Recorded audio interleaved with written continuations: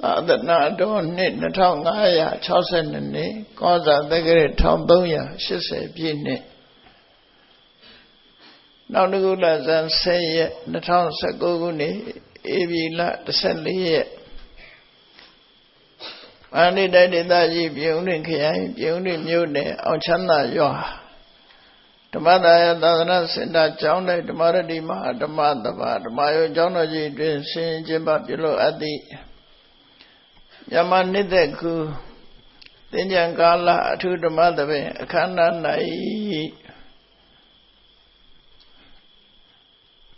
ဒေါက်တာဦးစောထွန်း2နှစ်17လပြည့်အားရည်စူး၍မိခင်ကြီးဒေါခင်သန်းမြင့်ဇနီးဒေါက်တာဒေါ်ထေထေချီမိသားစုတို့ဤအမတဒါနဓမ္မဒါနအဖြစ်ဖြင့်ဟောကြားအပ်သောမဟောဒရာပညာရှိနှင့်သူဤပညာစွမ်းအားအပိုင်းနှင့်အကြောင်းတရားဒေသနာတော်ဒီကနေ့ညဓမ္မသဘင်ခန္ဓာကိုရှင်ဘုန်းတော်သခင်ရှင်တော်မြတ်ဖရာ၏မဟာကရုဏာဂုဏ်ကိုအာယုပြုကာတိကျူဖွဲ့ဆိုအပ်သောဝန္ဒနာပနာမအာတိတကာထာကိုရွတ်ဆိုပူဇော်ခြင်းဖြင့်စတင်ကြရအောင်ယောကပကောတိဟိပိယပမေယံကာလံကရွန်တော်တိဒုက္ခရာနိခေရံကတောလောကဟိတယာနာထောနမောမာကာရုဏိကတတတယောနာထောဝိနိယမြာစွာတတဝါဤချမ်းသာစီးပွားလိုလားတောင်းတဂုံပေါင်းခါသဖြင့်နာထမြညာခြင်းရှင်တော်မြတ်ဖရာသည်ကပ္ပဂေါတိဟိပိဂရေကဘာအရေးအတွက်သင်္ချာတို့ဖြင့်တော်လဲအဘေမေယံရေအတွက်တိုင်းဒါဖော်ပြခြင်းငါမစွမ်းနိုင်ပါသော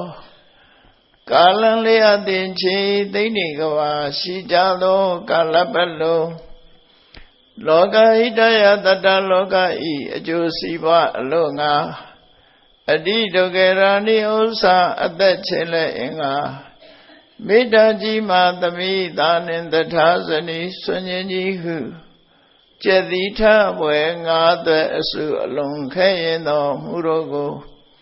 ကရွန်တော်ဘုရားဖြစ်ရန်ဤတန်ကျုပ်ကုတ်အားထုတ်တော်မူရသည်ဖြစ်၍ခေရန်လက်ချိန်မျက်လုံးအသက်ဆုံးတရဲ့နှလုံးစိတ်ဝံကိုရောဤပင်မညင်းတို့ကတော်ဘဝတဏ္ဍချိန်ဖျားစွာရောက်တော်မူခဲ့ရရှာလိပြီမဟာကရုဏီကသတ္တဝါများရင်ဝဲသားကဲ့သို့တနာချစ်ခင်မှာကရုဏာရှင်ဖြစ်တော်မူသောတသနာထသဝိနည်းများစွာတတ္တဝါဤချမ်းသာစီးပွားလိုလားတောင်းတဂုံပေါင်းခါသဖြင့်နာထမြညာထိုရှင်တော်မြတ်ဖရာအားနမောယုတိပြောင်းပြော့မှန်ကိုလျော်၍ကရောယုကျိုးရှိခိုးခြင်းသည်အထုဘဝတုစင်စစ်မသွေဖြစ်ပါစေတည်း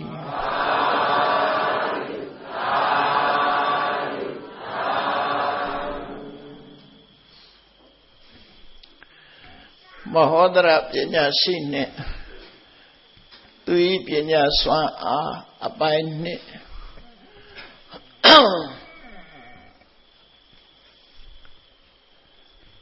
ပညာရဲ့စွမ်းအားဟာတခြားစွမ်းအားတွေနဲ့နှိုင်းယှဉ်ကြည့်မယ်ဆိုရင်အကြီးမားဆုံးလို့ဒီလိုဆိုကြတယ်စာပေကျမ်းကမှလည်းပဲဒီတိုင်းပြထားတယ်အဲ့တော့လောကမှာစွမ်းအားရှိတဲ့အရာတွေကိုစာရကပါဠိတော်မှာထုတ်ပြထားတဲ့စွမ်းအားရှိတဲ့အရာတွေကဘာတွေတုံးဆိုလို့ရှိရင်နံပါတ်1ကဘာဟုပလလက်ယုံအားလို့ခေါ်တယ်လူတွေကကိုယ့်ရဲ့လက်ယုံကိုအားကိုးပြီးတော့လုပ်ကြကင်ကြတာဖြစ်တယ်လက်ယုံအားဆိုတာလည်းပဲ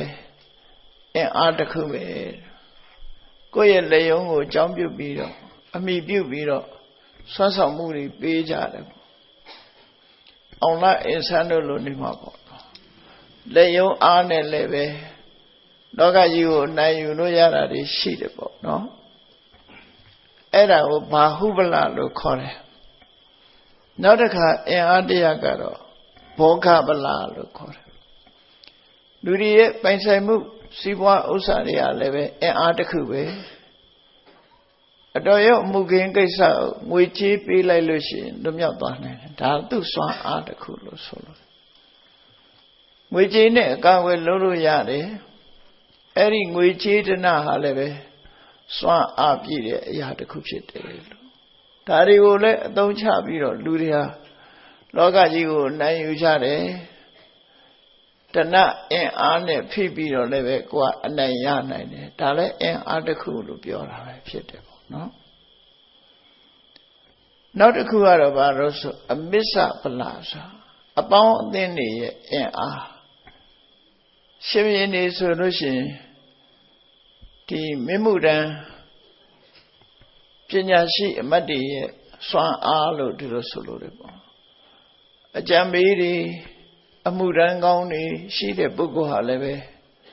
အခက်အခဲတွေကိုလွန်မြောက်ရုံမကအောင်ပွဲအလီလီကိုရရှိနိုင်တာဒါအမှန်တယ်ပဲဒါကြောင့်မို့မစ္ဆပလဆိုတဲ့တမန်လူတွေကြတော့အပေါင်းအသင်းပေါ့နော်ရှင်မင်းတွေကြတော့အမှုတန်းတွေပေါ့အမှုတန်းကောင်းရှိလို့ရှိရင်သူ့ရဲ့အောင်မြင်မှုကတရဖူဆောင်းနိုင်တယ်မိကောင်းဆွေကောင်းတွေအများကြီးရှိတဲ့လူဟာလည်းပဲအရာရာအခက်ခဲတွေကိုကျော်လွှားနိုင်တယ်ဒါကိုအမစ္ဆပလလို့ခေါ်တယ်ပေါ့အဲ့ဒါလည်းပဲကြီးမားတဲ့စွမ်းအားတစ်ခုလို့ဆိုလို့တယ်နောက်တစ်ခုကတော့အဘိစစ္ဆပလအဘိစစ္ဆဆိုတဲ့အဓိပ္ပာယ်ကမျိုးရိုးမြင့်မားခြင်းဆိုတဲ့အဓိပ္ပာယ်မျိုးရိုးကောင်းတဲ့ပုဂ္ဂိုလ်တွေကလည်းပဲအလို့လျောက်ပဲသူကအရှိန်ဝါရှိနေမျိုးရိုးကမြင့်မားနေသည့်အတွက်ကြောင့်ကျန်တဲ့ပုဂ္ဂိုလ်တွေပေါ်မှာ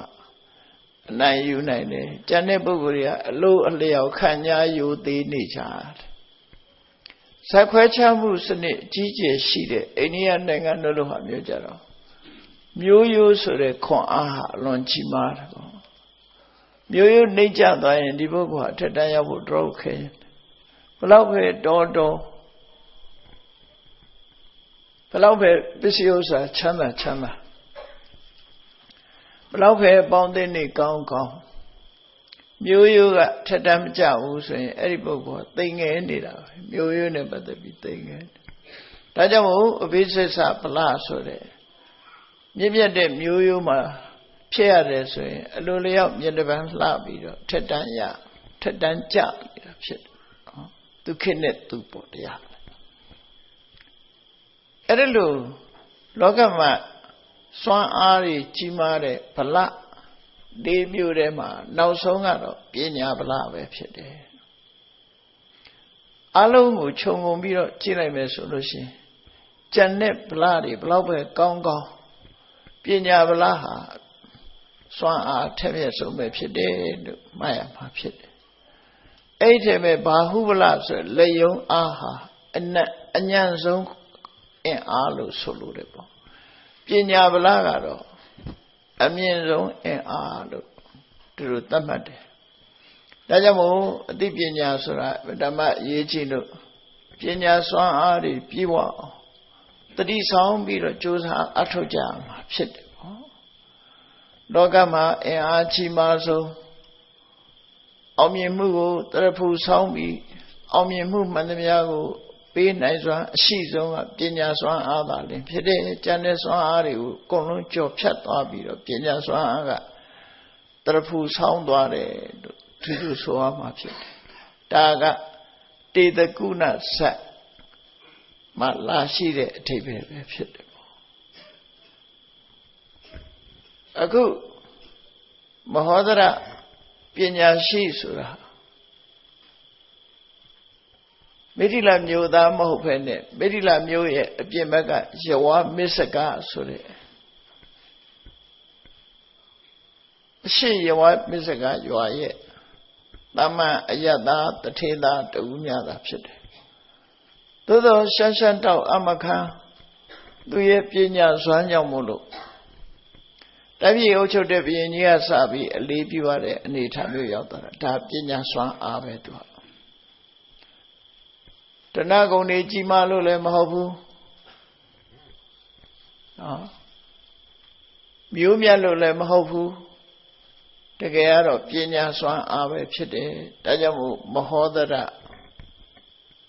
ပန္တိတမဟောဒရပညာရှိလို့ဗမာတွေကတော့မဟောဆိုပြီးတော့သုံးလေးရှိတယ်နော်ပါဠိစာပေမှန်တိုင်းဆိုရင်မဟောဒရမဟာဩဒရစွန့်ရည်ထက်သောဆေးတော့ဆေးရဲ့ပိုင်ရှင်လို့မွေးဖွားလာတဲ့အခါမှာလက်ထဲမှာစွန့်ထက်တဲ့ဆေးတော့ကလေး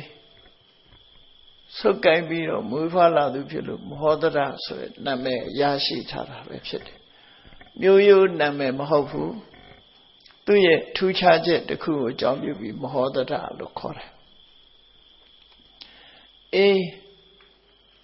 အသက်အရွယ်အလွန်မင်းငယ်လို့ကလေးသူငယ်ဘဝ9နှစ်အရွယ်များသာရှိတော့လည်းပဲတာမန်လူကြီးတွေတောင်မသိတဲ့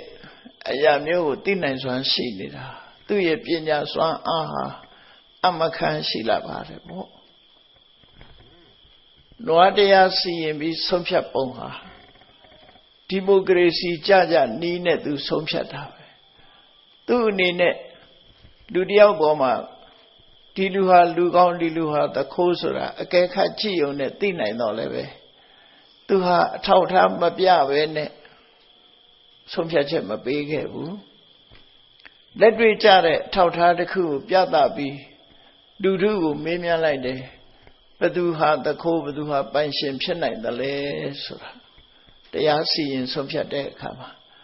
သူကိုယ်တိုင်သူသဘောချသူဆုံးဖြတ်တာမဟုတ်ဘဲနဲ့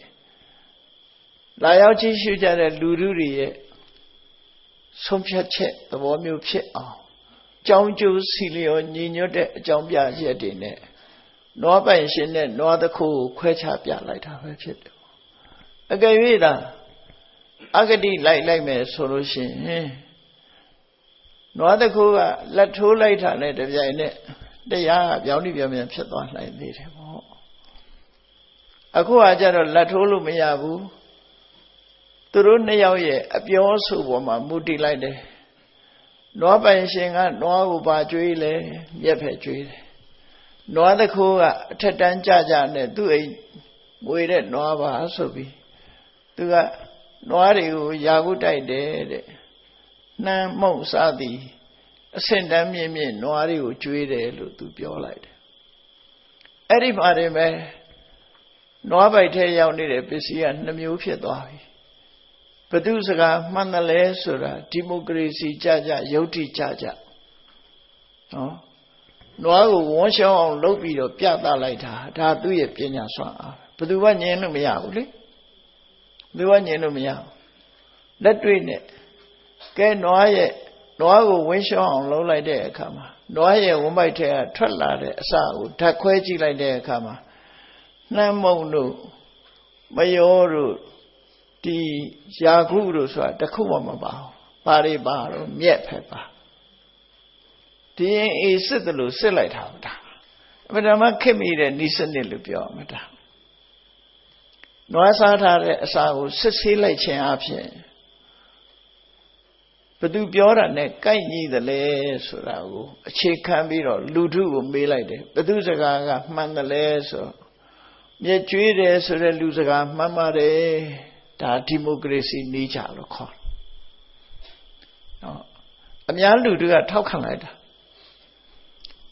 အဲ့ဒီထောက်ခံချက်အရာနွားတခိုးဟာအပြစ်ဒဏ်ကျသွားတယ်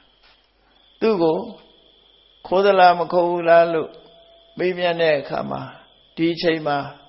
ရှောင်တိန်ပြီးတော့လိမ့်လီလှီပြလို့မရတော့သည့်အဆုံးမှာဝန်ခံချက်ပေးလိုက်ရတယ်လက်မှတ်ထိုးလိုက်ရတယ်ပေါ့သူခိုးပါတယ်ဆိုအဲ့ဒီမှာပြစ်ဒဏ်ကျဒါမဟောဒရာပညာရှိရဲ့နွားတရားစီရင်ဖြတ်ထုံးမယ်ဖြစ်တယ်ပေါ့ဒါအဲ့ဒါမှတ်သားစားထရကောင်းတယ်လောကကြီးမှာအလားတူကိစ္စတွေရှိတယ်အများကြီးပဲအဲ့ဒါလိုအလားတူကိစ္စမျိုးတွေဟာသူ့ရဲ့စဉ်းစားတွေးခေါ်မှုသူ့ရဲ့လောက်ကန်ဆောင်ရွက်မှုတွေဟာ ဘယ်သူမှညင်းလို့မရအောင်ဒီတေခံကိုယ်တိုင်ကညင်းလို့မရအောင်ဖြောင်းချက်ပေးရတဲ့အနေအထားမျိုးရောက်သိထီအောင်သူဟာစွမ်းဆောင်မှုပေးခဲ့တာဒီတဲ့သေချာတာမရှိဘူးပေါ့နော်ဒါကြောင့်မို့မောဒရာပညာရှိဟာအသက်အရွယ်နဲ့မလိုက်အောင်စဉ်းစားတွေးခေါ်မှုအသိဉာဏ်ဟာမြင့်မားတယ်လို့လူဆိုတာအသိဉာဏ်ဟာအသက်အရွယ်နဲ့လည်းမဆိုင်ဘူးအမျိုးနဲ့လည်းမဆိုင်ဘူးပညာဒနာကုံနဲ့လည်းမဆိုင်ဘူးမျိုးရိုးနဲ့လည်းမဆိုင်ဘူးဘာနဲ့ဆိုင်တော့ဆိုရင်ကိုယ့်ရဲ့ပညာရနဲ့ပဲစွမ်းရည်နဲ့ပဲဆိုင်တယ်ပေါ့ဒါကြောင့်မို့ပညာဗလာဟာအမြင့်ဆုံးဖြစ်တယ်လို့ကဲဒီကနေ့တရားစီရင်ဖြတ်ထုံးမှုလေးတွေဟာစိတ်ဝင်စားစရာကောင်းတဲ့အချက်လေးတွေကိုဆက်ပြောအောင်အားလုံးဟာတရားစီရင်ချက်ပေးလိုက်တာပြဿနာလေးတွေအားလုံးကိုသူဖြေရှင်းပုံလေးတွေကသဘာဝအမတ္တမကြတယ်ပေါ့ဒုတိယသူ့ရဲ့ဖြတ်ထုံးကိုသဘောကျလို့ဒုတိယရောက်လာတဲ့အမှုကဘာလဲလို့ဆိုရင်သူ့ယုံကိုရောက်လာပြီးတော့အငြင်းပွားတဲ့လူတွေရောက်လာတော့ဘာရောက်တော့ဆိုရင်ဒီငွေကြေးတဏမပြည့်စုံတဲ့ပုဂ္ဂိုလ်တွေဟာပလဲလုံးတို့ပလဲသွယ်တွေကိုဝယ်ဖို့ရမတတ်နိုင်ဘူးလည်းပင်အလှဆင်ញင်ကြတယ်အမျိုးသမီးတွေဆိုတော့ဝတ်စားဆင်ရင်လုပ်ချင်ကြတယ်လည်းပင်ကိုလှလှပပလေးပလဲကုန်းနဲ့ဆွဲခြင်းနဲ့ရွှေဆွဲကြိုးလေးဆွဲခြင်းနဲ့သို့တော့ငွေကြေးတဏကမတတ်နိုင်တဲ့အခါကျတော့ဆင်းရဲတဲ့အမျိုးသမီးတယောက်ဟာဘာလုပ်တော့ဆိုရင်ရောင်းဆုံးခြီလုံးလေးတွေကိုပလဲတဲ့ဖွယ်ခြီလုံးလေးတွေကိုလှုပ်ပြီးတော့လက်ဆွဲကုန်းလေးလှုပ်ပြီးလည်းပင်အလှဆွဲထားတယ်နော်လည်းပင်အလှဆွဲထားအဲ့ဒီအလှဆွဲထားတဲ့ဒီခြီနဲ့လှုပ်ထားတဲ့လက်ဆွဲတန်းစာလေးကိုသူတမက်တမောဆင်ရင်ပြီးနေတဲ့အမျိုးသမီးပေါ့တနေ့ကျတော့သူ့လိုငယ်ရွယ်သူအမျိုးသမီးတယောက်နဲ့အဲ့ဒီခြီနဲ့လှုပ်ထားတဲ့လီဆွဲတန်းစာနဲ့ပတ်သက်ပြီးသူ့ပိုင်းငါပိုင်းအငြင်းပွားမှုဖြစ်ပေါ်လာခဲ့တယ်သူ့ပိုင်းငါပိုင်းအငြင်းပွားဖြစ်ပေါ်လာဖြစ်တာကဘယ်လိုဖြစ်တုံလို့ဆိုတော့သူကဒီမဟောဒရာပညာရှိရဲ့ရှေကညီနာရောက်တဲ့အခါကျတော့လမ်းလျှောက်လာရတော့အဲ့ဒါနဲ့အဲ့ဒီမှာရေချိုးခြင်းစိတ်ပေါက်လာရေချိုးခြင်းစိတ်ပေါက်လာလို့သူပါလာတဲ့အဝတ်ကလေးကိုချွတ်လေပင်ကရောင်းဆုံးဒီလေဆွဲတန်းစာလေးကိုချွတ်ပြီးတော့အဝတ်ပေါ်မှာပုံထားအဝတ်ပေါ်မှာတင်ထားပြီးတော့ရှေကနဲ့ဆင့်ပြီးရေချိုးအဲ့ရေချိုးနေတဲ့အချိန်မှာအမျိုးသမီးငယ်တယောက်ရောက်လာပြီးတော့အမျိုးသမီးတွေရဲ့ထုံတန်းစင်လာအတိုင်းပေါ့လှလှလေးမြင်လိုက်တဲ့အခါကျတော့ဟဲလဲဆွဲလေးကလှလိုက်တာဘလို့သူလှုပ်ထားတာတော့ဘလို့လှုပ်ထားတာတော့ကင်ကြည့်အောင်မနော်ဆိုကင်ကြည့်ရတယ်ဒါလေးမျိုးလှုပ်ချင်လိုက်တာခြီရှိလို့ရှိရင်လှုပ်လို့ရတာပဲသူလည်းလှုပ်အောင်မယ်ဒါကြောင့်မို့သူ့လင်ပေးလေးနဲ့တော်မတော်စွတ်ကြည့်ခြင်းပါသေးတယ်ဆိုတော့ဟောလဲသဘောကောင်းတော့စွတ်ကြည့်လိုက်ပေါ့လို့ဆိုစွတ်ကြည့်ပြီးတော့လေပင်လေးမော့ပြီးကြောက်လေးလမ်းလျှောက်ကြည့်ခြင်းလိုက်သေးတာအဲ့တော့လေပင်ကိုစွတ်ထားပြီးတဲ့အခါကျတော့ပြန်မထားတော့ဘဲနဲ့ယူသွားလေအဲ့တော့ဝုတ်ပြီးတော့ပြန်ချမထားခဲ့ပဲနဲ့ပလဲတဲ့ဒီလေဆွဲတန်းစာလေးကိုဝုတ်ပြီးယူသွားတော့ဟိုတဲ့ဟာငါဘာလို့ယူသွားတာတုံးဆိုပြီးတော့ရေထဲကနေအလင်းမြန်တက်လို့အဝတ်ပါလဲပြီးနောက်ကနေလိုက်တာငါဟာဘာလို့ယူတာတုံးငါဟာဘာလို့ယူတာတုံးဆိုတဲ့အခါကျတော့ဒါနဲ့ဟာမဟုတ်ဘူးငါလည်းပဲမှရှိနေတယ်ငါပစ္စည်းနင့်နဲ့မဆိုင်ဘူးနင့်ဟာတခြားဟာနေမှာလို့ပြောင်းလိမ့်တာပေါ့နော်ခုရဲ့ဒီပေါင်ချိန်တို့လို့ပြောင်းလိမ့်တာကလည်းအများကြီးရှိတာဟုတ်နော်ပြောင်းလိမ့်ဆိုတာအဲ့ဒါပဲတကယ်ကိုလိမ့်လိုက်တာသူကခုလေးတင်ယူသွားပြီးတော့အဲ့ဒါသူပိုင်တာပါသူလည်းပဲမှရှိတာသူပိုင်နေတာပေါ့ဆိုပြီးပြောင်းလိမ့်တာအဲ့ဒါလို့ပြောင်းလိမ့်ပြီးတော့ဒီအမှုဟာမဟောဒရာပညာရှိရဲ့ဝိနည်းဆရာဌာနကိုရောက်လာတယ်ရောက်လာတဲ့အခါကျတော့ သူတို့နှစ်ယောက်ရဲ့ပြောပုံဆိုပုံဟန်ပန်ကြည့်တာနဲ့ပဲလူတွေဟာဘသူကပိုင်ရှင်ဘသူကတခိုးဆိုတာမောဟတရပညာရှိကသိတယ်သို့တော်လည်းပဲသူ့သဘောနဲ့ဆုံးဖြတ်လိုက်လို့ရှိရင်ဒီမိုကရေစီနီလန်းကြမှာမဟုတ်ဘူးဒါကြောင့်မို့လို့အကြောင်းအကျိုးအလုံးလက်ခံနိုင်လောက်တဲ့ဖြတ်ထုံးတစ်ခုကိုသူက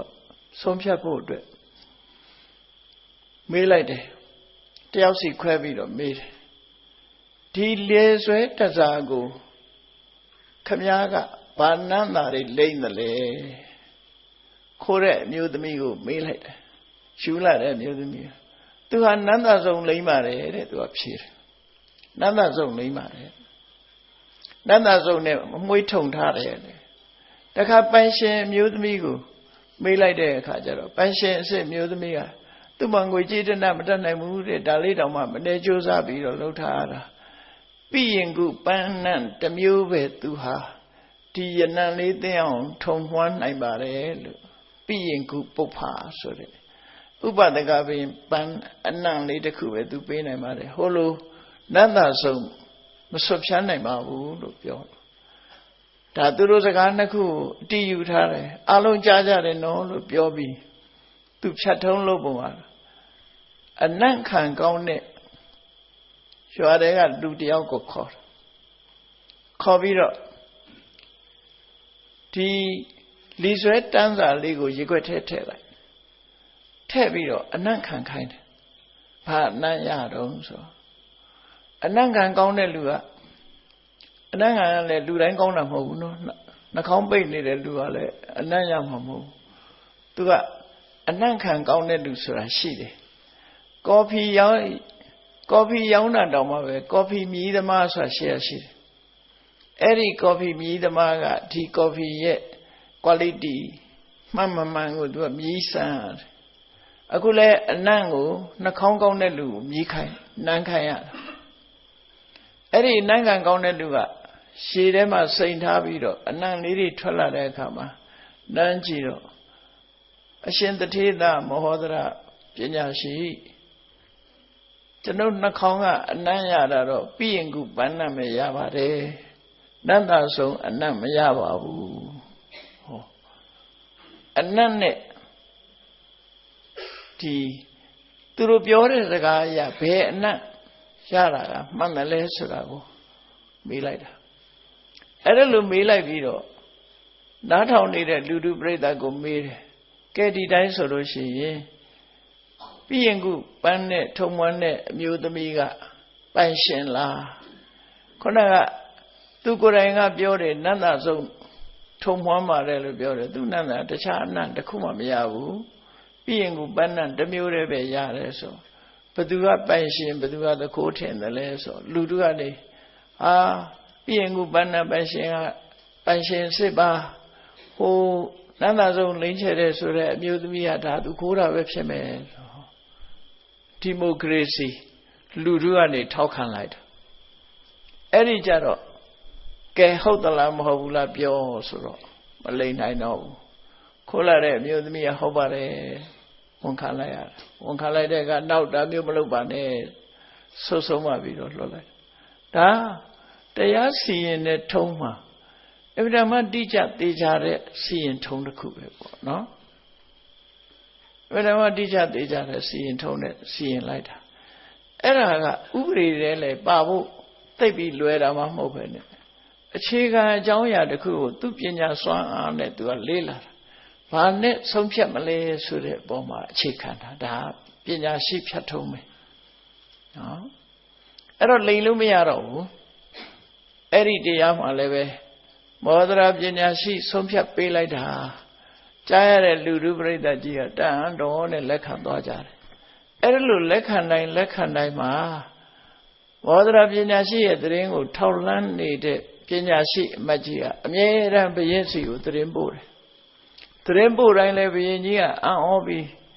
မောဒရာပညာရှိကိုနန်းတော်ခေါ်ပြီးတော့ယာတုပေးခြင်းလို့နန်းတော်ကိုဆင့်ခေါ်ဖို့အမြဲတမ်းစိတ်ဝင်စားပြီးတေတကအမတ်ကြီးနဲ့တိုင်ပင်လိုက်တိုင်းဟိုကဒီလောက်လေးနဲ့တော့ပညာရှိမခေါ်တော့သေးပါဘူးစောလွန်နေပါသေးတယ်ရှင်မင်းကြီးဆိုပြီးကန့်ကွက်ထား ရှေးကဘယင်းတွေကိုလည်းကန့်ကွက်လို့ရှိရင်ဘယင်းကသူ့ဟာသူလုံးလို့မရဘူးနော်ဘယင်းတွေကလုံးလို့မရဘူးအမတ်ကြီးတွေသဘောတူမှလုံးလို့ရတာမျိုးတွေရှိတယ်အဲ့တော့ကန့်ကွက်သူကကန့်ကွက်တော့ဒီပညာရှိကို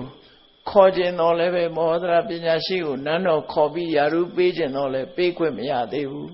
စောင့်ကြည့်သေးတာပေါ့ဆိုတာနဲ့ပဲစောင့်ကြည့်ခြင်းပဲခံရတယ်ပေါ့နော်ဒါကဖြတ်ထုံးတစ်ခုကိုသူဖြတ်ထုံးတစ်ခုဆုံးဖြတ်ချက်ချလိုက်ပေါ့ပညာသာပါဆုံးဖြတ်ချက်ဖြတ်တယ်ဖြတ်ထုံးတစ်ခုပဲနောက်တစ်ခုကပြဿနာတစ်ခုကဘာတော့ဆိုရင်ဝါခွမ်းကနေပြီးတော့ခြီလုံးဖြစ်အောင်ပထမလှုပ်ကြရတာကိုဝါခွမ်းအမြင်လေးတွေကိုရစ်တန်နဲ့ရစ်ပြီးယူလိုက်တဲ့အခါမှာခြီလုံးလေးတွေဖြစ်လာတယ်အဲ့တော့အမျိုးသမီးတယောက်ကသူကဝါခင်းကြီးထဲမှာသူကအလုပ်လုပ်တာဝါခင်းအလုပ်လုပ်ပြီးဝါခင်းကိုစောင့်ရတာနေပြီးဝါပင်ကဝါခွမ်းနေပင်အပွင့်ကိုခူးပြီးတော့စောင့်ရင်းနဲ့သူကခြေလုံးရစ်လာခဲ့ဝါမြင်လေးတွေကိုခြီဖြစ်ရအောင်လို့ခြေလုံးလေးရှစ်လုံးလေးတစ်ခုဖြစ်အောင်လုပ်လာအဲ့ဒါမှနောက်အထက်ဖြစ်အောင်လုပ်လို့ရပထမခြေလုံးလေးဖြစ်အောင်ရှစ်လာခဲ့အဲ့တော့ရစ်လာတော့သဘောမှပြောမယ်ဆိုလို့ရှိရင်တော့လက်သီးစုပ်လုံးတော့သူရလာခြေလုံးလေးလက်သီးစုပ်လုံးတော့ရလာအဲ့ဒီမှာသူလည်းပဲဒါလေးကိုတယူတရအင်ကြီးဖြစ်ဖြစ်ရက်လုတ်ဖို့အထည်တစ်ခုရက်လုတ်ဖို့ဆိုပြီးတော့ဒီရလုံးလေးကိုရှင်ဝင်ပိုက်ပြီးတော့တယူတရယူလာပြီးမောဒရာပညာရှိရဲ့ရေကနာရောက်တဲ့အခါမှာရေစင်းချိုးတယ်ရေချိုးတဲ့အခါမှာခုနသူရှစ်လုံးလေးကိုအကြီးပေါ်တင်ထားပြီးအောက်ထဲဆင်းရေချိုးတယ်အဲ့ဒီနေမှာအမျိုးသမီးတယောက်ရောက်လာပြန်တော့ဟဲ့ခြေလုံးလေးကလည်းကောင်းလိုက်တာဒါလေးကကိုင်းကြည့်အောင်မနော်တော့ဆိုကိုင်းကြည့်ပါလို့ပြောကိုင်းကြည့်ပြီးတော့သူကမတမလှတဲ့ခြေလုံးလေးပဲခြေလုံးလေးဖြစ်လာပြီဒါလေးကိုအထက်ရဲလို့ရှိရင်သိကောင်းမှာပဲဆိုပြီးပြောဆိုနဲ့အဲ့ဒီခြေလုံးလေးကိုလစ်သွားတယ်အဲ့တော့လစ်သွားတော့ဟိုကရေချိုးရာနေကြပြာတက်ပြီးငါခြေလုံးကိုဘာလို့ယူရတော့ငါခြေလုံးဘာလို့ယူရအဲ့ဒီခြေလုံးကတခြားနေမှာဒါငါခြေလုံးဆိုပြောင်းနေမြန်ဟောအဲ့လိုပြောင်းလဲရာကနေပြီးတော့တရားရုံးရောက်သွားတယ်သူ့ပိုင်ကိုယ်ပိုင်ဆိုတဲ့တရားရုံးရောက်သွားတယ်ဟိုကလည်းသူ့ဟာပါလို့ပြောတယ်ဒီဟာလည်းသူ့ဟာပါလောကကြီးမှာတရားရင်ဆိုင်ရတယ်ဆိုတာဒါမျိုးပဲလေနော်တရားရင်ဆိုင်ရတယ်ဆိုတာအငင်းပွားလာဟိုတကယ်ပိုင်ရှင်တဲ့ပုဂ္ဂိုလ်ကတော့ရိုးရိုးသားသားဒါသူ့ပိုင်တဲ့ဟာပါလို့ပြောတယ်ခိုးသွားတဲ့လူကလည်းဒါသူ့ပိုင်တာလို့ပြောပြန်တယ်အဲ့တော့ဘသူပိုင်တယ်ဆိုတာဟာအတန်ကြာနဲ့ဆုံးဖြတ်ဖို့ခက်တယ်လေဒီနေရာမှာပညာသုံးရမှာဖြစ်တယ်အဲ့တော့ခြေလုံးရစ်လုံးရစ်တဲ့အခါမှာအတွင်းထဲကဘာခံပြီးတော့ရစ်တယ်လဲဆိုတာရှုပ်ဝက်ချက်တစ်ခုပဲအဲ့ဒါကိုမဟောဒရာပညာရှိကသိတယ်ငယ်တဲ့သိတယ်ခြေလုံးရစ်ပြီဆိုလို့ရှိရင်အောက်ခံတစ်ခုရှိရအဲ့တော့သူတို့နှစ်ယောက်ကိုလူထုပရိသတ်ရှေ့မှာတရားရုံးမှာမေးတယ်ဟုတ်ပြီသူကလည်းဒီရလုံးသူပိုင်တယ်ခြေလုံးကိုသူပိုင်တယ်ဟိုတယောက်ကလည်းပိုင်တယ်ဒါဖြင့်အဲ့ဒီရလုံးကိုဘာခံပြီးတော့အတွင်းထဲကဘာထည့်ပြီးတော့ရစ်ထားတာတော့အဲ့မေးကိုမေးလိုက်တဲ့အခါကျတယောက်နဲ့တယောက်မတူတော့ဘူးကွဲသွားပြီအဲ့ကြတကယ်ပိုင်ရှင်ကတော့သူကိုယ်တိုင်ရေးလာတာဆိုတော့သူကတခြားမဟုတ်ပါဘူးတဲ့ဝါစိတ်ကိုခံပြီးတော့သူရေးလာတာပါဝါယောဓာန်တို့ဝါစိတ်ကိုခံပြီးတော့သူရေးလာတာဟိုသူရေးခဲ့တဲ့မဟုတ်တဲ့အမျိုးသမီးကတော့ဗာပြောတော့ဆိုရင်တဲစိတ်ကိုအတွင်းကသားပြီးသူရေးလာတာပါလို့ပြောတော့နှစ်ယောက်ကကွဲသွားပြီတယောက်ကဝါစိတ်ခံပြီးတော့ဒီခြေလုံးကိုရေးခဲ့ပါတယ် တယောက်ကတဲစေးကိုခံပြီးတော့ရွတ်ခဲ့ပါတယ်ဆိုကဲကောင်းပြီသူတို့နှစ်ယောက်ကိုအလုံးပိဋကကြားတဲ့အတိုင်းဘသူဟာမှန်တယ်ဆိုတာခြေလုံးကိုဖြည့်ကြည့်ကြတယ်ဖြည့်ပြီးတော့ကြည့်လိုက်တဲ့အခါကျတော့အထဲထဲမှာဝါစိတ်ပဲတွေ့တယ်တဲစိတ်မတွေ့ဘူးဟောအကြောင်းကသူပြောတဲ့စကားရှင်းတော့မညီသည့်အတွက်ကြောင့်ခိုးတဲ့အမျိုးသမီးဟာအဲ့ဒီမှာတည်းမဲ့သူခိုးတဲ့နဲ့မိသွားတယ်ဒီမှာကျတော့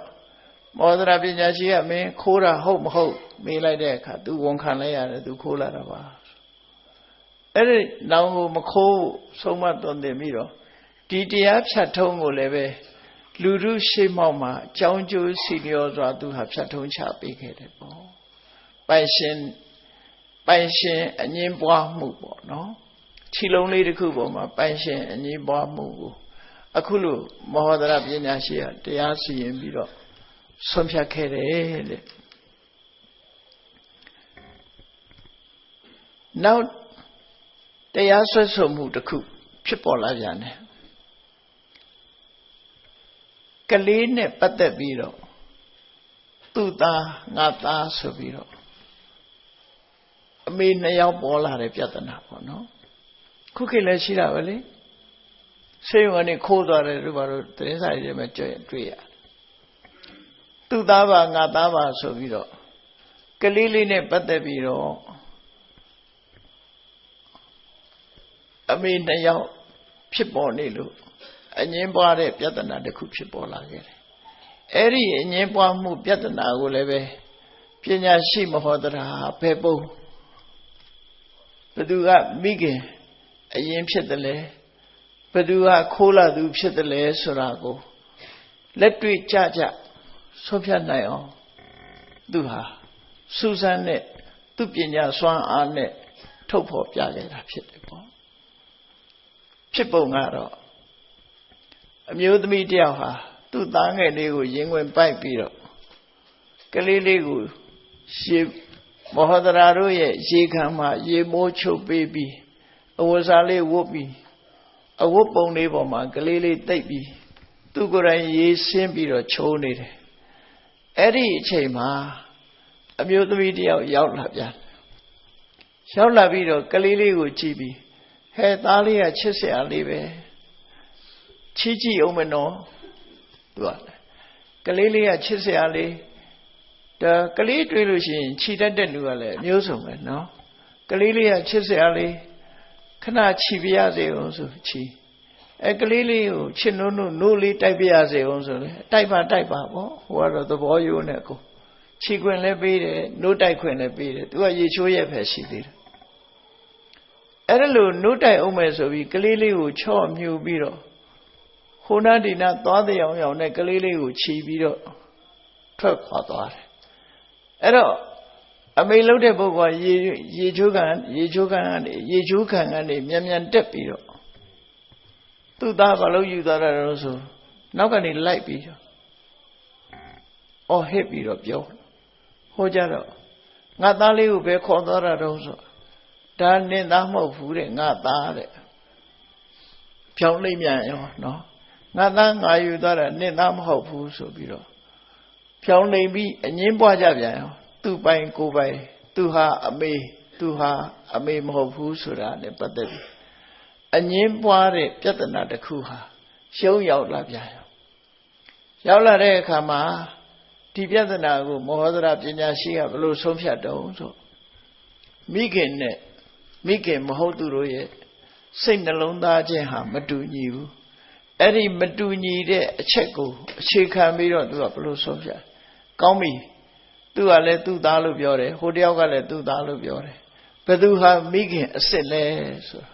ခုခေတ်တော့ DNA တို့ဘာလို့စစ်ချင်စစ်မှာပေါ့နော်တန်တရားရှိပါတယ် DNA ကအဲ့တော့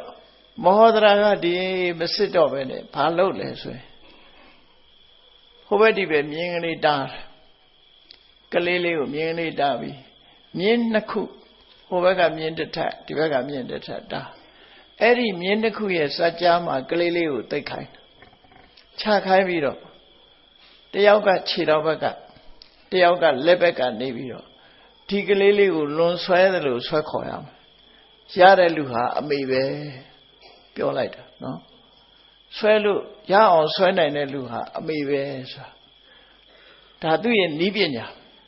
ဘယ်သူအမေတုံးဆိုတာသိဖို့အဲ့ဒီမှာဒီအမေလုပ်တဲ့ပုဂ္ဂိုလ်ကဒီ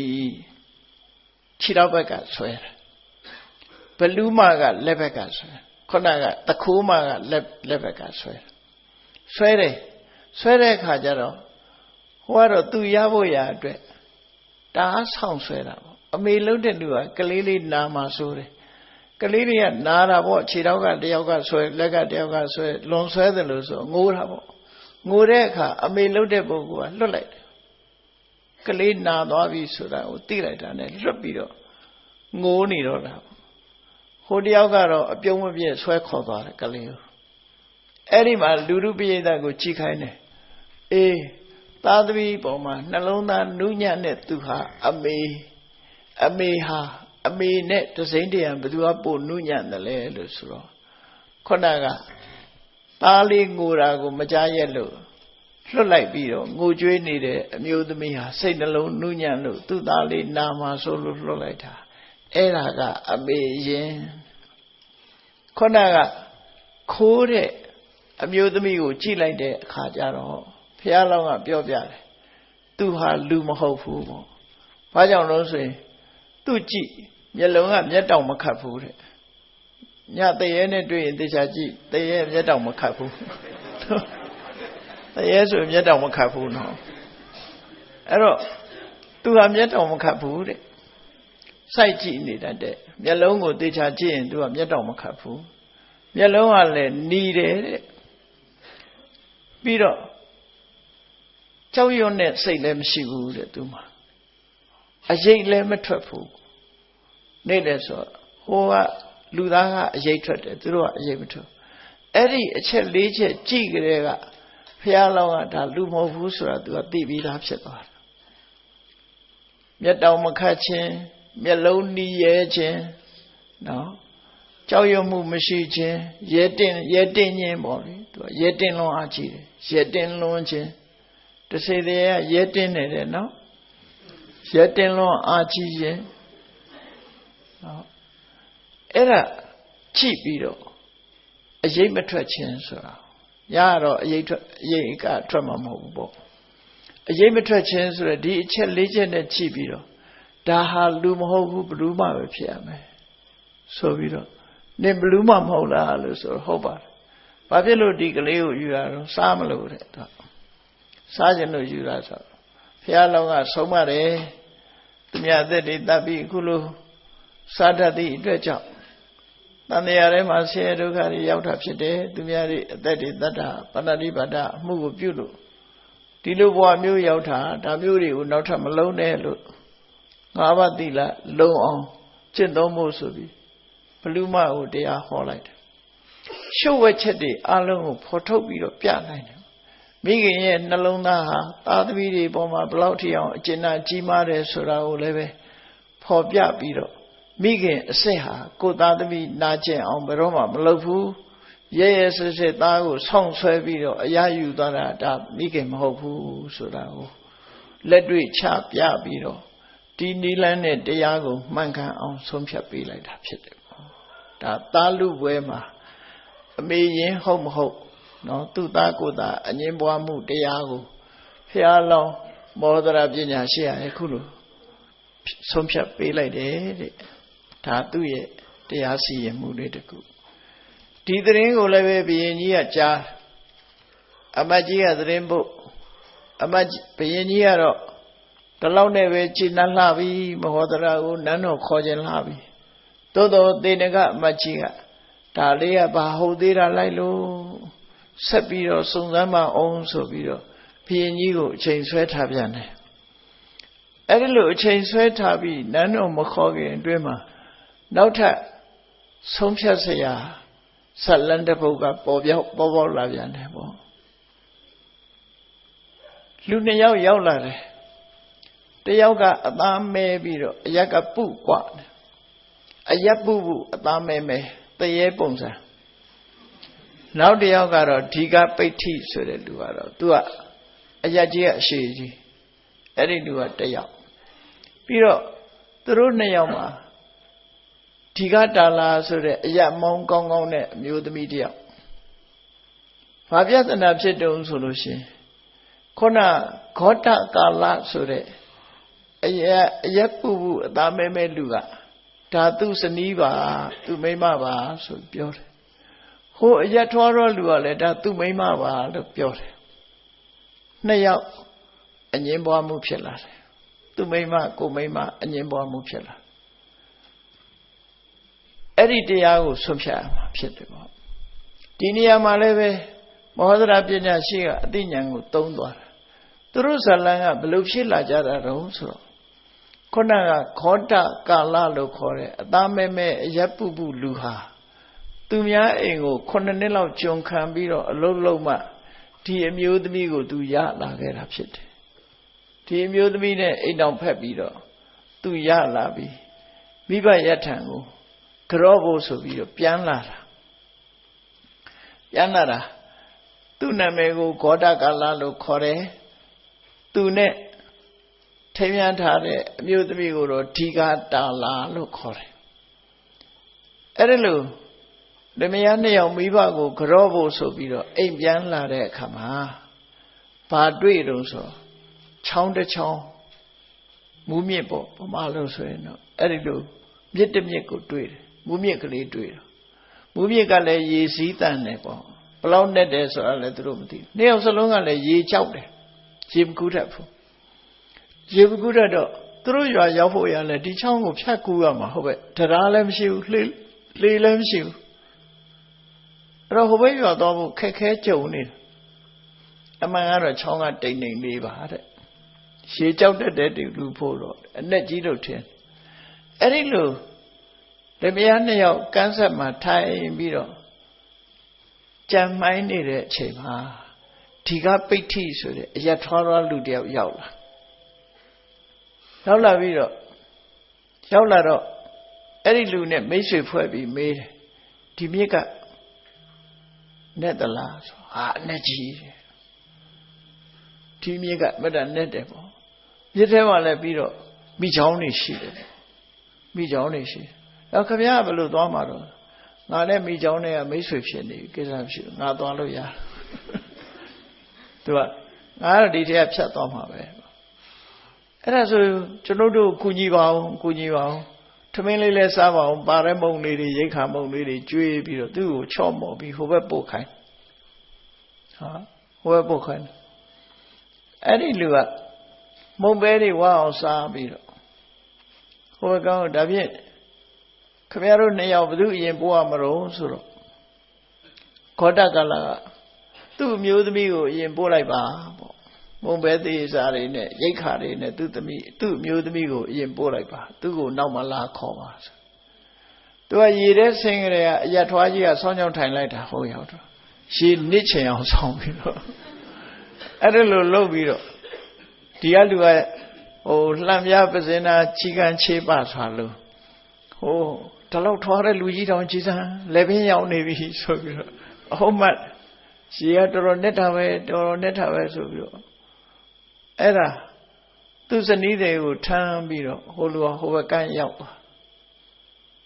လမ်းသွားရင်ကအလဲကောင်မှရီးစားစကားပြောသွားတယ်သူဟောမယ်ဆိုတကယ်လူနော်ဒီလူဘူးအသားမဲမဲနဲ့နေမဲ့အစားတဲ့သူကသူ့ကိုကောင်းကောင်းထားပါမယ်တဲ့အိမ်သူ့ကိုလက်ခံမယ်ဆိုလို့ရှိရင်သူ့ကိုအိမ်ခေါ်သွားပြီးတော့ဘာမှလုပ်ကြိုင်မစားရအောင်အိမ်မှာအလုပ်သမားတွေလည်းရှိတယ်ပတ်စံလည်းရှိတယ်ကောင်းကောင်းကြွေးထားမယ်ဘယ်နဲ့လုံးသဘောတူလားလို့ဆိုစဉ်းစားတာပေါ့နော်ဒါမျိုးကစဉ်းစားဝင်သွားတယ်စဉ်းစားတော့သူ့ကိုမစွန့်ပစ်ဘူးဆိုရင်တော့ပြောတဲ့အတိုင်းဂရိတီးပဲဆိုရင်သူလက်ခံမယ်ဆိုစိတ်ချငါကောင်းကောင်းကြွေးထားမယ်ဒီလူကဘာမှလုပ်နိုင်တာလည်းမဟုတ်ဘူးအရက်ကလည်းပူသေးတယ်သားကလည်းမဲသေးတယ်ကဲသူ့ကိုပြစ်ထားကြအောင်ငါလည်းနှစ်ယောက် ပေါင်းသိညမယ်ဆိုဟိုဘက်ကန်းရောက်မုံပဲသေးစားတွေစားပြီးလက်တွဲပြီးတော့လမ်းလျှောက်သွားတာဟာဒီဘက်ကလူကငါလာမခေါ်ဘဲနဲ့မင်းတို့ဘာလို့သွားကြတာလဲအော်ဟစ်ပြီးရေကလည်းကြောက်သေးတယ်ကမ်းမောဟိုဘက်ပြေးလိုက်ဒီဘက်ပြေးလိုက်နောက်ကြတော့သေးချင်းသေးပါစေသူမိမပါသွားပြီဆိုတော့ရေထဲတင်းခုန်ချလိုက်တော့ရေကသူ့ဒူးတော်မမြုပ်နော်ဒူးတော်မမြုပ်တော့တခါတည်းရှည်ထဲဖြတ်ပြီးတော့အတင်းလိုက်တာပေါ့ပူဆိုတော့ခြေတော့ကတွက်တယ်လေအဲ့တော့ဟိုဘက်ကန်းရောက်တဲ့အခါကျတော့ဟာမင်းဘာလို့ငါမိမခိုးပြေးတာတော့နဲ့ဆိုပြီးတော့အတင်းပြောတဲ့အခါမှာဟိုလူကလေခုတ်ကိုဆွဲပြီးသူ့ကိုတွန်းပစ်လိုက်တယ်ငါအမျိုးသမီးငါခေါ်သွားတာမင်းနဲ့ဘာဆိုင်လို့တော့ဆိုပြီးတော့ပြောတော့လက်ဆွဲပြီးတော့အတင်းစကားများကြဆူကြနဲ့မဟောဒရာတို့ယုံနာရောက်လာတဲ့အခါဒီလူနှစ်ယောက်ဘာဖြစ်တာလဲဆိုနော်မဟောဒရာယုံရောက်သွားတယ်ဘသူကတကယ်တယောက်ကလည်းပဲဒါသူ့အမျိုးသမီးပါဟိုတယောက်ကလည်းသူ့အမျိုးသမီးပါပြောနေတယ်ကဲမဟောဒရာကဘသူဟာဘသူအမျိုးသမီးလဲဆိုတာကိုရှုပ်ဝက်ချက်နဲ့သူကမေးတာဗာမေးတော့ဆိုရင်တယောက်စီခွဲထားပြီးတော့ဂေါတကာလကိုရင်မေးတယ်မင်းနာမည်ကဘယ်သူတော့ဂေါတကာလမင်းအမျိုးသမီးနာမည်ကဘယ်သူတော့ဒီကတာလားဟုတ်ပြီသူ့အမေကဘယ်သူလဲအဖေကဘယ်သူလဲအကုန်လုံးမေးတာမေးတော့ဂေါတကာလကတခါတည်းအကုန်ဖြေနိုင်တယ်သူက9နှစ်သူဂျုံခံပြီးတော့မှရလာတဲ့အမျိုးသမီးသူကုန်ပြန်တယ်။ဟိုဖြေပြီးတော့ဒီကပိဋ္ဌိကိုခေါ်မေးတယ်။ဒီမျိုးသမီးနာမည်ဘယ်သူတော့ဆိုရင်သူပြောစရာမရှိတော့မအဟွာဖြစ်သွား။နာမည်လည်းမသိဘူးသူကလမ်းမှာတွေ့လာတာလေနာမည်ဟိုဒီဘက်ဒီမေးမထားဘူး။အဲ့တော့နာမည်ကစီရီယာရလောက်ပြီးဒါသူ့အမေကဘယ်သူတော့သူ့အဖေကဘယ်သူတော့မေးတော့လည်းပဲပါဇာထဲတွေ့ရဖမ်းဆိုပြောတော့ဟိုလူပြောတာနဲ့ကွဲကုန်ပြီပေါ့နော်တခါဒီကတာလာဆိုတဲ့အမျိုးသမီးကိုခေါ်ပြီးတော့နင်းမေရဘယ်သူတော့နင်းဖေရဘယ်သူတော့မေးလိုက်တဲ့အခါကျတော့ဂေါတကာလအဖြေနဲ့သွားကြိုက်တယ်အဲ့တော့ဂေါတကာလအဖြေနဲ့သွားကြိုက်တော့အလုံးကိုမှတ်သားခိုင်းထားပြီးတော့မောဟဒရာပညာရှိကပြောတယ်ဘသူအဖြေကကြိုက်တာလဲလို့ဆိုဂေါတကာလရဲ့အဖြေကကြိုက်တယ်ဒီကပိဋ္ဌဆိုတဲ့လူတော်ရဲ့အဖြေကအကုန်လွဲမှားနေတယ်အဲ့တော့ဘသူဟာဒီစနီးမောင်နှံသူ့အမျိုးသမီးဖြစ်နိုင်တယ်လေဘသူကသူ့အမျိုးသမီးမဟုတ်ဘူးခိုးလာတာဖြစ်ရမယ်အဲ့ဒါကိုလူထုပြိဿကိုချပြလိုက်ပြီးတော့အလုံးကနေပြီးဒါဂေါတကာလမှန်တယ်ဆိုဂေါတကာလဘက်ကိုအလုံးမဲပေးကြတယ်ဟောမဲပေးလိုက်တော့မောဒရာပညာရှိကဒီကပိဋ္ဌိကိုမှန်ပြောမင်းပြောတာတွေအကုန်တလွဲတွေကြီးပဲမှန်ပြောဆိုတဲ့အခါကျတော့ဟုတ်ပါတယ်သူရေလဲကောင်ထိုင်းရင်ကနေရီးစားတကားပြောပြီးခိုးလာခဲ့တာပါဟာသူ့အဖြစ်ကအဲ့လိုဖြစ်ရှုံးသွားနော်အဲ့ဒါလို့အငင်းပွားမှုတရားကိုလည်းပဲတကယ်ကိုနီလန်းတကြစီရင်ဆုံးဖြတ်ပြီးတော့ပေးတော့တကယ်ကိုတန်တော်ဖြစ်ကြတယ်ပညာရှိမကြီးကဘုရင်ကြီးစီသတင်းပို့တယ်ဘုရင်ကြီးကလည်းခေါ်ဖို့ကြိုးစားတယ်သေနကအမကြီးကလေဒါလေးများပညာရှိမခေါ်နိုင်တော့သေးပါဘူးဆက်ဆုံစားကြပါအောင်ဆိုပြီးအချိန်ဆွဲလိုက်ပြန်တယ်ပေါ့နော်အဲ့ဒါလို့နဲ့ဒါတရထဲဖြစ်တဲ့ကိစ္စတွေမဟုတ်ဘူးတစ်နှစ်ပြီးတစ်နှစ်ကကြာသွားမှာပေါ့တဖြည်းဖြည်းနော်အဲ့ဒါလို့ဖြစ်တည်ဟာနောက်တစ်ခုပေါ်လာပြန်တယ်ပေါ့နောက်တစ်ခုဖြစ်ပျက်ကဘာတော့ဆိုရင်ယထာနဲ့မြင်းယထာနဲ့ပတ်သက်ပြီးပိုင်ဆိုင်မှုအငြင်းပွားမှုပြဿနာပေါ်လာသူပိုင်ကိုယ်ပိုင်မြင်းယထာနဲ့ပတ်သက်ပြီးအငြင်းပွားမှုဖြစ်လာတယ်အဲ့ဒီအငြင်းပွားမှုဖြစ်လာတဲ့အခါမှာတရားရုံးကိုရောက်လာတာအကြောင်းကတော့လူတယောက်ဟာမြို့ပြင်ထွက်ပြီးတော့ရေချိုးဖို့ဆိုပြီးတော့သူမြင်းယထာအိမ်ကရှိတဲ့မြင်းယထာကိုမောင်းပြီးတော့ထွက်လာတော့လမ်းမှာလူတယောက်နဲ့တွေ့တယ်အဲ့ဒီလူကယထာနောက်ကဆွဲပြီးတော့လိုက်လာတယ်ကပ်ပြီးတော့လိုက်လာတယ် ဘာလုပ်ချင်လို့လဲခမည်းကိုကူညီပေးပြီးတော့ကျုပ်ကခမည်းရဲ့ဝေယဝဆလုပ်ချင်လို့ပါဆိုတော့သူကသဘောကျတာလှုပ်တာပေါ့ဆိုပြီးအဲ့ဒီလူနဲ့မိတ်ဆွေဖွဲ့လမ်းရောက်တဲ့အခါကျတော့ခြုံွယ်လေးနဲ့ပေါက်တော့ပေါက်မြိုင်ရောက်တဲ့အခါပေါ့နော်အဲ့ဒီမှာသူကနောက်ဖေးသွားကြတော့ယထာခဏရပ်ပြီးတော့ခဏနောက်ဖေးသွားအောင်မယ်ဆိုပြီးတော့ယထာပိုင်ရှင်ကခြုံွယ်မှာထိုင်းနေတဲ့အချိန်ဒီလူကယထာကိုမောင်းပြေးတော့ခြုံွယ်ကနေပြီးတော့အမြန်ဆုံးပြီးထလိုက်ရတာပေါ့ငါယထာဘာလို့မောင်းပြေးတာတုံးဆိုမင်းယထာတခြားနေပါဒါငါယထာငါပိုင်နေယထာဆိုပြီးဟိုလူကအတင်းညင်းတယ်အဲ့တော့ယထာတစ်စင်းနဲ့ကိုသူပိုင်ကိုပိုင်အငင်းပွားမှုတွေဖြစ်လာတဲ့အခါကျတော့တရားရုံးရောက်မောဒရာပညာရှိကဘသူပိုင်နေဆိုတာဘယ်နည်းနဲ့ဆုံးဖြတ်ရမလဲသူခေါင်းနဲ့စဉ်းစားလိုက်တဲ့အခါမှာဟိုလူတယောက်ကိုအကဲခတ်လိုက်တဲ့အခါမှာအဲ့ဒီလူတယောက်ကခုနလိုပဲပုံတရံကမျက်တောင်မခတ်ဘူးရဲရင်နဲ့အဲ့လူကမျက်တောင်မခတ်ဘူးရဲရင်နဲ့ဒီလူကဟိုရဲတင်းလွန်အားကြီးတယ်ဟိုတယောက်ကတော့တာမန်လူပဲဆိုတာကိုအကဲခတ်လို့ရသို့တော်လည်းပရိသတ်ထင်ရှားအောင်လို့ဆိုပြီးတော့ထင်ရှားအောင်ဘသူပိုင်နေဆိုတာကိုထင်ရှားအောင်ဘာလို့ခိုင်းမလဲသူတို့ကိုမေးတယ်ဟောဒီမှာယထာကိုငါမောင်းမယ်မောင်းတဲ့အခါဟောဒီယထာကိုဆွဲပြီးတော့နောက်ကနေပြီးအပြေးလိုက်ရလိုက်နိုင်တဲ့လူဟာယထာပိုင်ရှင်ပဲဖြစ်မယ်သူကဤပညာနဲ့ပြောလိုက်တဲ့အခါကျတော့ကောင်းပါပြီပေါ့အယထာမောင်းသမားတယောက်ကိုခေါ်ပြီးတော့ယထာကိုအတင်းမြင်ယထာကိုအတင်းမောင်းခိုင်းတော့တာမန်လူသားတယောက်ကတော့ခဏပဲပြေးနိုင်မှာပေါ့မောပြီးတော့ယထာလွတ်ပြီးတော့ကြံ့ရစ်တယ်ဟိုတယောက်ကတော့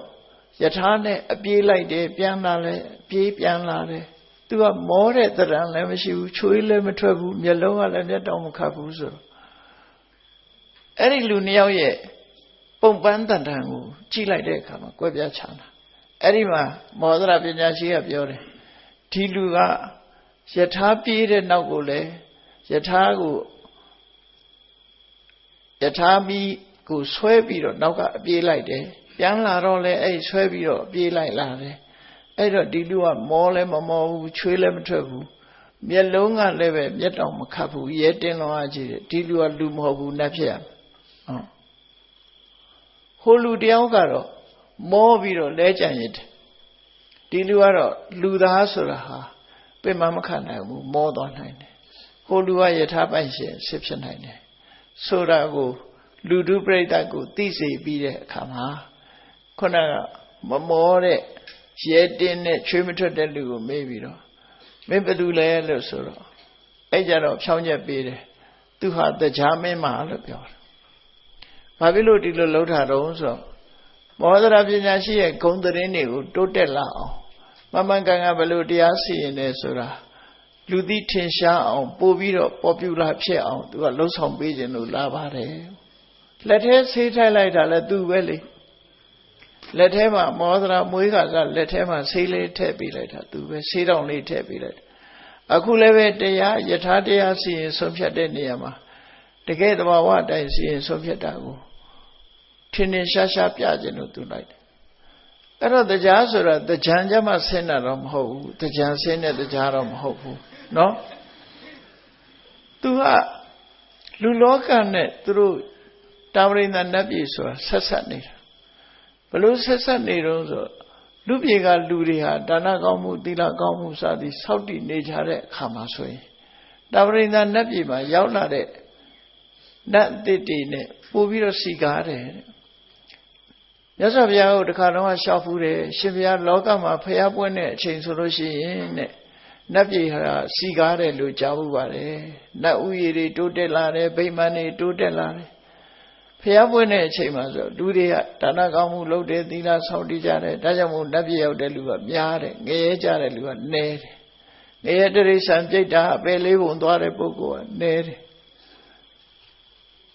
အခုလည်းရှင်ဘုရားပွင့်လာတဲ့နောက်မှာတဲ့နတ်ပြည်မှာနတ်ဥယျာဉ်တွေတိုးတက်ပါတယ်ဆိုတာကိုလျှောက်ထားဘူးတယ်မြတ်စွာဘုရား နော်သူကြားဘူးတဲ့အတိုင်းပဲနတ်ပြည်မှာဒီနတ်သားနတ်သမီးတွေများပြီးတော့ပျော်စရာကောင်းလာတယ်ပေါ့ငရဲတို့တိရစ္ဆာန်တို့ပြိတ္တာဘုံတို့မှာနေပါလာတယ်ပေါ့နတ်ပြည်ကနတ်ဥယျာဉ်တွေတိုးတက်လာတယ်ဆိုအဲ့တော့သူ့ရဲ့နတ်ပြည်ကစီကားခြင်းမစီကားခြင်းနဲ့လူပုံနဲ့ပတ်သက်နေတယ်ဒါကြောင့်မို့လူပုံနဲ့ပတ်သက်တဲ့အခါမှာတစ်ခါလူတွေကအကျဉ်းစာရိတ္တပြက်ပြီးတော့သိုးသွမ်းလာတဲ့အခါမှာတရားမင်းကလူတွေကိုချင်းချောက်ပြီးတော့တကယ်ကိုကောင်းကြောင်ကိုချင်းတရားကောင်းတဲ့အပေါ်မှာပုတ်တင်ပေးတတ်တာတွေရှိတယ်အဲကြောင့်တချို့ကတရားသာသနာလို့ပြောလို့ရှိကြတယ်တကယ်ကတော့တရားသာသနာရဲ့လို့မဟုတ်ပါဘူးမြတ်စွာဘုရားရဲ့အဆုံးအမတွေနောက်ပိုင်းမှာရော်ရဲလာတဲ့အခါမှာတရားမင်းကလာရောက်ပြီးတော့ရော်ရဲနေတာတွေကိုပြန်ပြီးတော့တတိပေးပြီးတစ်ဖက်ကလည်းချင်းချောက်တယ်တစ်ဖက်ကလည်းပဲလမ်းမှန်ရအောင်လုပ်ပေးတယ်ဆိုတာတွေကလူလောကမှာမကြာခဏဒီအဖြစ်အပျက်တွေကရှိတယ်ပေါ့တရားမင်းကိုယ်တိုင်ကသူတို့တာဝရိန္ဒနတ်ပြည်မှာဒီသူတော်ကောင်းလို့သတ်မှတ်ထားတဲ့စံရှိတယ်မိဘကိုလှုပ်ကြွေးရမယ်ဆွေတွေမျိုးတွေကိုယ့်ရဲ့တဲ့ရွယ်ကြီးတဲ့ပုဂ္ဂိုလ်ယူသေးလေးစားရမယ်စကားပြောချိုသားရမယ်ရိုင်းရင်ဆိုင်ဆိုင်မပြောရဘူးနော်ဒီချိုသားသားစကားပြောတတ်ရမယ်နှမျောတွန့်တုမှုတွေအာမကြည့်ရဘူးမှန်သောစကားကိုပြောဆိုရမယ်ဒေါသတွေမထွက်လွန်ရဘူးဝန်တိုအိတ်တာမစ္စရိယာတွေမများရဘူးအဲ့ဒါမှသူတို့လောကမှာသူတော်ကောင်းလို့သတ်မှတ်တယ်လူလောကမှာမိဘလှုပ်ကြွေးတဲ့လူတွေနဲလာသလားလူကြီးသူမတွေယိုသေးတဲ့ပုဂ္ဂိုလ်တွေနဲလာသလားတရင်သီလစောင့်ထိုင်တဲ့ပုဂ္ဂိုလ်တွေနဲလာသလားဆိုတာအမြဲတမ်းစောင့်ကြည့်ပြီးတော့နဲလာတဲ့အခါမှာဝင်ရောက်ပြီးတော့တမ္ပတ်တင်းပေးတာမျိုးတွေဖြစ်တယ်ပေါ့အဲ့တော့သူတော်ကောင်းတွေဆိုလို့ရှိရင်လည်းဝင်ရောက်ပြီးအားပေးမှုပြုခဲ့တာတွေလည်းရှိတယ်။ဘာကြောင့်ဒါတွေလှုပ်တာတော့ဆိုနတ်ပြည်နဲ့လူပြည်ဟာဆက်ဆက်နေတယ်။ဆက်ဆက်နေသည့်အတွက်ကြောင့်ဒီလိုလှုပ်တယ်ဆိုတာဒါသဘာဝကျတယ်နော်။ရောရဲဖြစ်ပြီးနတ်ပြည်မှာနတ်ဥယျာဉ်တွေနဲလာပြီဆိုရင်ဒီလှုပ်ကိုလုံးမှာပဲသိချတယ်။သိချတယ်။ဒါကြောင့်မလို့အဲ့ဒါတွေလှုပ်ဆောင်မှုအတွက်တရားမင်းကြီးကလူပြည်ကိုဆင်းလာတတ်တယ်ပေါ့ဆင်းတယ်ဆိုတာသူတို့အတွက်ကအချိန်တွေအများကြီးယူရတာမဟုတ်ဘူးနတ်ဆိုတာပြုတ်ခနဲ့ပေါ်လာတယ်ပြုတ်ခနဲ့ပြန်ပြောက်သွားနိုင်တယ်လူပြည်နဲ့ဆက်ဆက်ပြီးတော့နေတာဖြစ်လို့ပုံမထဒေဝါလို့လည်းခေါ်လို့ရတယ်သူတို့ကအဲ့ဒါလို့အခုလည်းပဲဖျားလောင်းမောဒရာပညာရှိရဲ့ပညာအစွမ်းအစတွေလူလောကမှာပို့ပြီးတော့ပေါ်လွင်ထင်ရှားလာစေဖို့ရအတွက်အခုလိုတရားဆုံးဖြတ်မှုပေါ်ပြူလာဖြစ်စေဖို့သူကိုယ်တိုင်ကဒီတရားခံလုပ်ပြီးတော့နော်တရားတစ်ပေါင်းမှာတရားခံအဖြစ်နဲ့တရားခွင့်ရောက်လာတာဖျားလောင်းပညာရှိကိုချီးမွမ်းမှုမြင့်တင်မှုဆိုတဲ့ရည်ရွယ်ချက်နဲ့လာတာအဲ့ဒါလိုလာပြီးချီးမွမ်းထောမနာပြီးတရားတောင်မှပဲဒီအမှားလုပ်လို့မရဘူးဆိုပညာရှိမောဟဒရာအမတ္တမမောဟဒရာပညာရှိဟာအလုံးမဲ့ပညာရှိပါပေတယ်ဆိုတာကိုချီးမွမ်းထောမနာမှုကိုပြုကြဒီသတင်းကိုဘုရင်ကြီးကလည်းကြားတော့အလုံးကိုအံ့ဩပြီးနန်းတော်ကိုခေါ်ဖို့တေနကအမတ်ကြီးနဲ့တိုင်ပင်လိုက်တဲ့အခါမှာအရှင်မင်းကြီးစောပါသေးတယ်နော်အကယ်၍မောဟဒရာနန်းတော်ရောက်လာလို့ရှိရင်သူတို့ရဲ့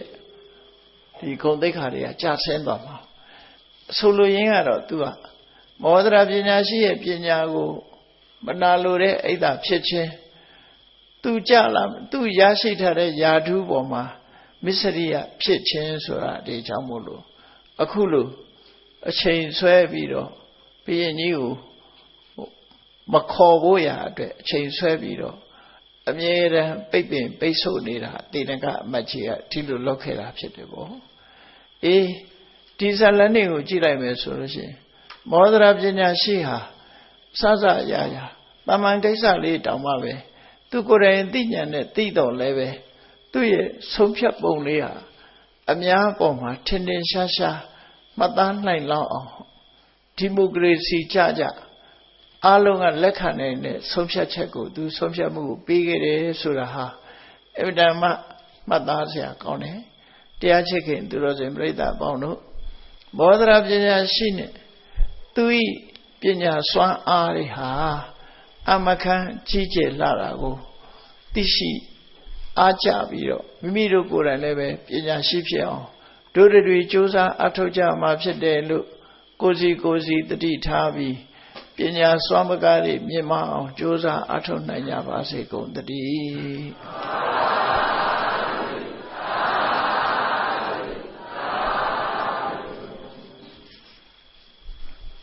မေတ္တာပို့ရအောင်တတ္တဝါများစွာဘေးရန်กว่าချမ်းသာကြပါစေတတ္တဝါများစွာဘေးရန်กว่าချမ်းသာကြပါစေမေတ္တာရေချမ်းသောငါဖြံငြိမ်းချမ်းကြပါစေမေတ္တာရေချမ်းသောငါဖြံငြိမ်းချမ်းကြပါစေသက်ရှိချမ်းမာစိတ်ချမ်းသာလူရဆန္ဒပြည့်ပါစေသက်ရှိချမ်းမာစိတ်ချမ်းသာလူရဆန္ဒပြည့်ပါစေဖုံလန္တာဒုက္ခပင်ကစားမေတ္တာဘုံနေတုသင်္ကမမနောတရတိသဗ္ဗေတံဘဝယန္တုဒုက္ခနကမေတ္တာဘုံနေတုသင်္ကမစုပေါင်းဖို့အမေတ္တာတဟုရောင်မြူပါဝင်ငွေလာမင်းနှင့်ရောင်ခြင်းရှဲယုံပေါင်းဆောင်ရခြင်းကြောင့်သဗ္ဗေတံကျွမ်းမဲ့ဥဒ္ဒုံလုံးစုံများစွာတတ္တဝါတို့၏မနောတရတိမြင်မြဖြူစင်အေးကြည်လင်းသည့်ရေစဉ်ကြည်တင်းစိတ်နှလုံးတည်ဟုသောရေအိုင်ကြီးအတွင်း၌ဒုက္ခပင်ကစားစင်ထောရအေးမြကြည်သာသာယာပွင့်လန်းချမ်းသာဒုက္ခတည်ဟုသောကုမုဒ္ဒရာကြာပန်တို့သည်ဖုံးလန္တဝန္တရွှေမြူဝမုံလူလျက်ကြည်နူးပွဲကြုံဖူးပွင့်ညကုန်သည်ဖြစ်၍ဒုက္ခနကလေးအောင်လေးတဲ့ရောရှက်သင်ပြန့်ပိတိတိဟုသောယနန်တို့သည်ဘဝယန္တုကောင်းစွာမသွေကြိုင်လိုက်၍နေကြပါစေကုန်သတည်းသာဓုသာ